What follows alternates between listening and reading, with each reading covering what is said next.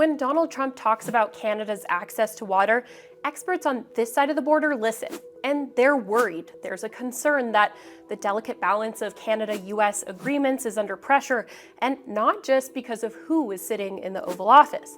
Climate change, higher water demands, and aging infrastructure mean managing Canada's supply could require a strong stance against U.S. pressure to tap into that resource in a political climate that isn't swinging in Canada's favor.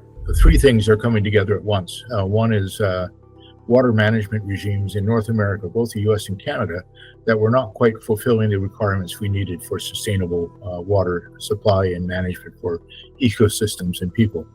The second is rapid climate change, which is bringing greater extremes of drought and floods and loss of snow and glaciers and high mountains, which is changing the basic calculus upon which we base our water management. And now the third is the idea of conflict, that one country can take another country's water resources and divert it arbitrarily for its own means. And breaking down a century of cooperation to solve these problems. When those three come together, then you can see the ingredients for a continental disaster. Between the two countries, there's a history of water sharing agreements and proposals, some more radical than others. And I think with Trump, you see these kind of wild speculations, but they reflect a broader appreciation that the U.S. is perennially short of water in many regions, including the Southwest, and is approaching a water crisis in the Southern Great Plains. Most Canadians live in transboundary river basins, the Great Lakes, St. Lawrence, the St. John, the Saskatchewan, Nelson, Red River Basin, or the Columbia, or the Yukon. And so we have to share these waters with the United States.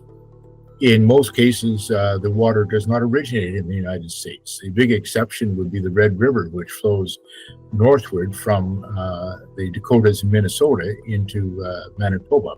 Generally with water, whoever controls the headwaters controls the river. So we're generally in control. Disputes and arguments about whether we should increase that sharing, whether we should build infrastructure to be able to send more water from the United States to Canada or Canada to the United States has always been a political, economic, and environmental challenge.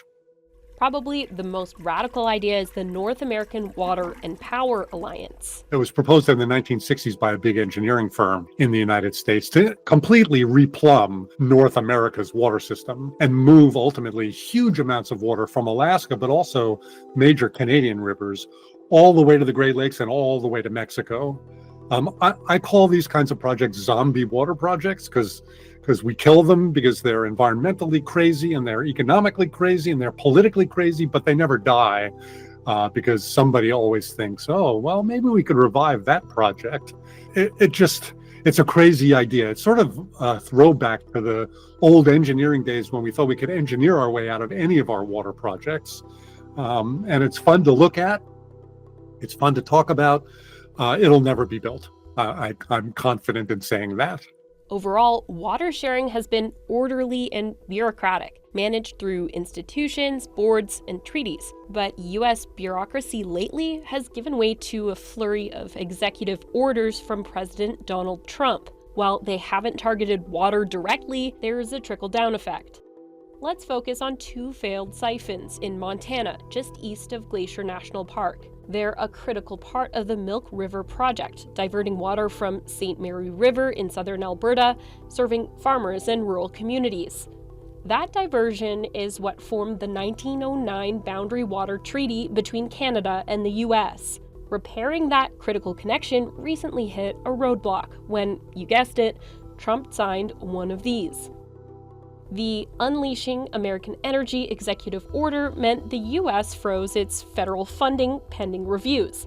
The state of Montana has stepped in with a loan to keep the work moving forward, but officials with the Milk River Joint Board of Control say other regional water projects are caught up in what they believe is a U.S. governmental review of spending. The Alberta government is keeping a close eye on all of this. Most of the people we spoke to think these projects will see the flow of funding resume. But then again, I think he's a loose cannon, and I don't have any way to predict what he'll do. The fights over federal funding are going to be important, and there will be cuts in federal funding in the U.S. Whether they extend to this kind of joint project or not remains to be seen. And that's a big part of this story, why water experts are worried about the Trump administration, because the president's moves so far break convention. Well, here's the risk.